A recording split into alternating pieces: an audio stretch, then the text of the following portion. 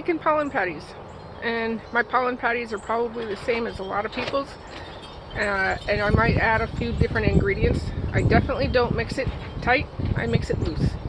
So I'm just going to show you how I do it and take it as you will. I never say every recipe is an exact recipe because I kind of just go by feel. So if you feel like using my recipe, feel free. Let's get to it. I'm going to mix mine in a 5-gallon bucket. I mix probably up to about a third to half because I don't want it to sit around, and I don't always use it all right away. If it's too much, it can go bad, it molds, and you don't want to make too much.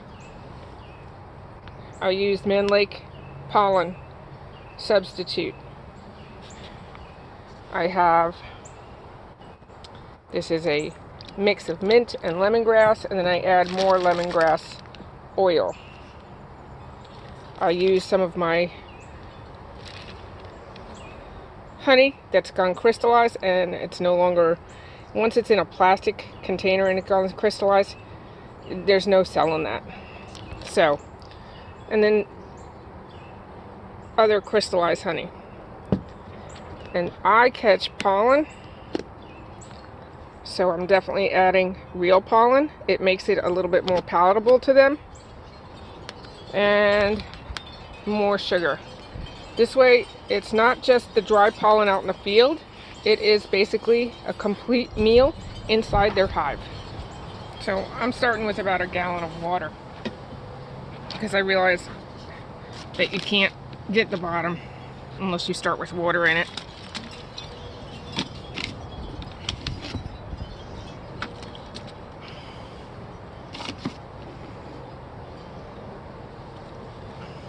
I am not counting cups.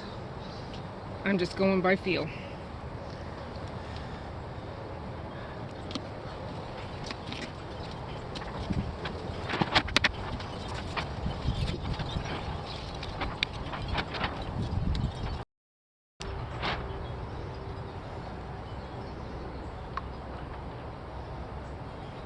Try to get as much as I can out of it.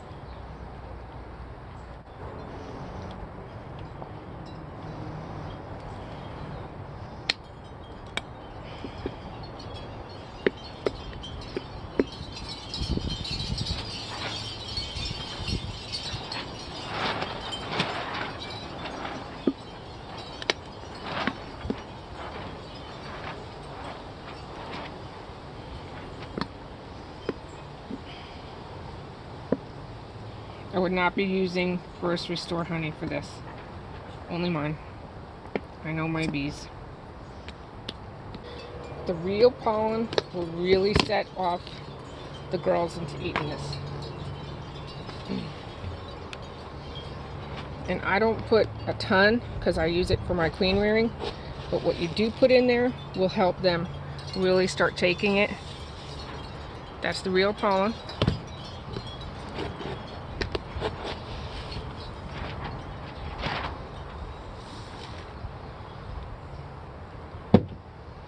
That's all I'm putting in. No great measurements, no, oh my god, I put too much or too little. You can't put too much real pollen. You can't put too much real honey.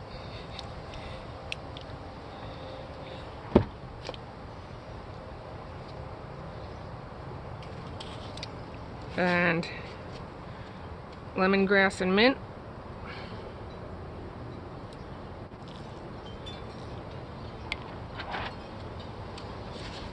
Don't worry about your counting drops. It's a huge recipe. Now, if I was doing it smaller, I'd definitely use my dropper. Now I'm going to put in some just plain mint. I'm going to put a whole dropper in. Once it's mixed up, it doesn't smell. It's not as potent.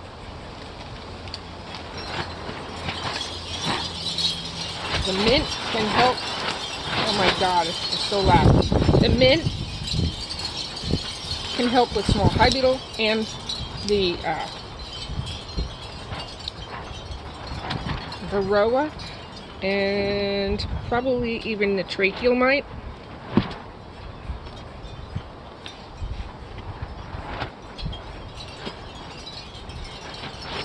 And I want to put a little plain sugar.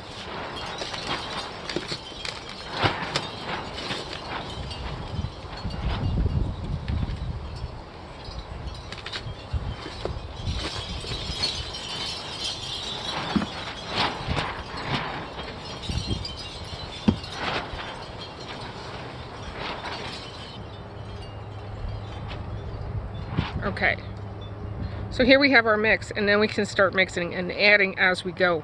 I want it loose. I don't want it stiff because it can dry out. And even though I have a lot of high humidity, it does dry out. And I want them to eat it in a few days. Because again, as I always say, I have high beetle. And that sucks.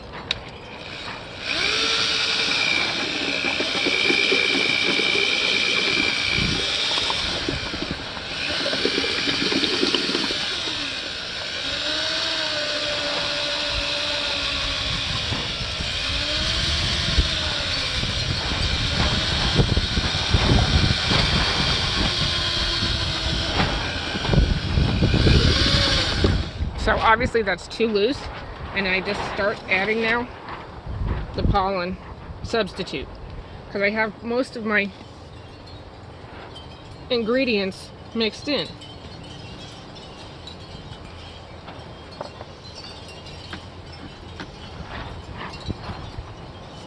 I am going to add some elderberry. I've done it before. It's elderberry concentrate. And more of their honey. I've got bees out here. They're already on my... See her right there.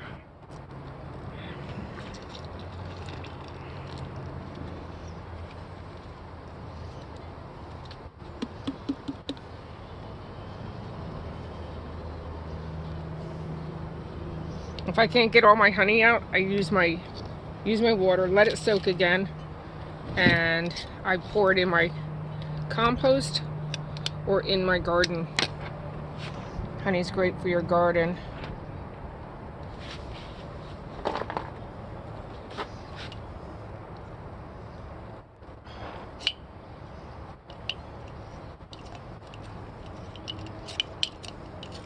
Whenever I make a video, it seems like I'm never really prepared, even though I set it up.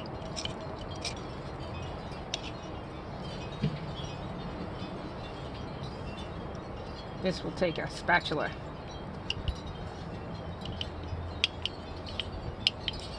It's a good way to use your crystallized honey that you can't sell. I would love to convince all people and customers that crystallized is just fine, but some people are just set in their ways, like most of us. We get set in our ways. Ooh. Oh, that sucked. Be careful.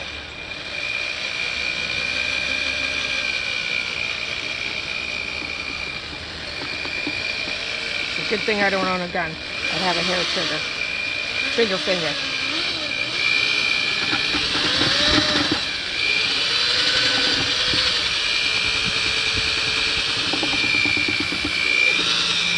This is not about half the bucket, it's still about a third, maybe a little more than a third. And again.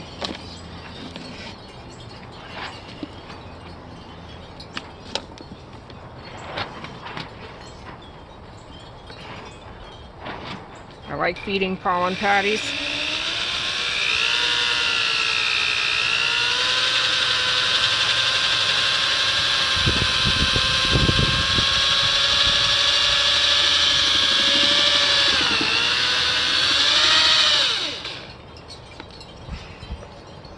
Because the small girls, whoops, the small girls can't always get out into the yard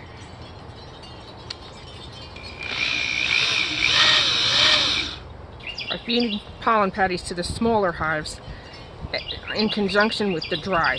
The small girls can't always get all that much pollen from the dry out in the yard, so the pollen patties fix that.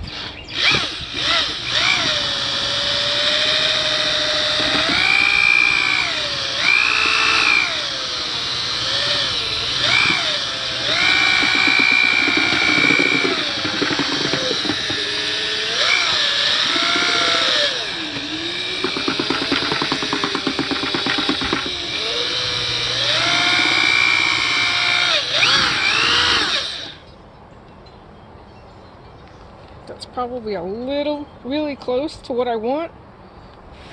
It drips, but it's still a little liquidy, so I'm going to put a little bit more in. If you watch some of the foreign beekeepers, like the ones that I can't understand, Indonesia, etc., they feed this stuff really loose. It's almost like a soup going on them. Can't say it's wrong, it's working for them.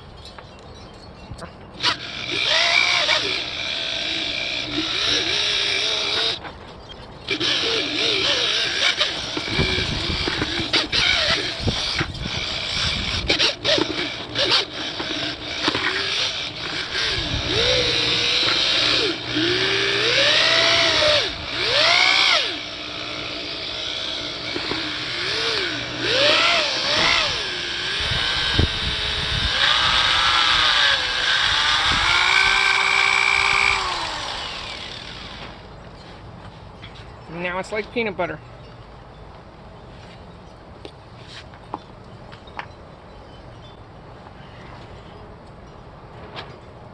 Just like peanut butter.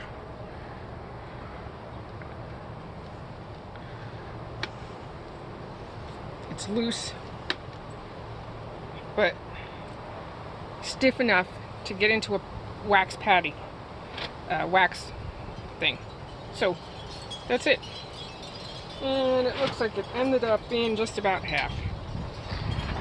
I'll use it. The girls will eat it.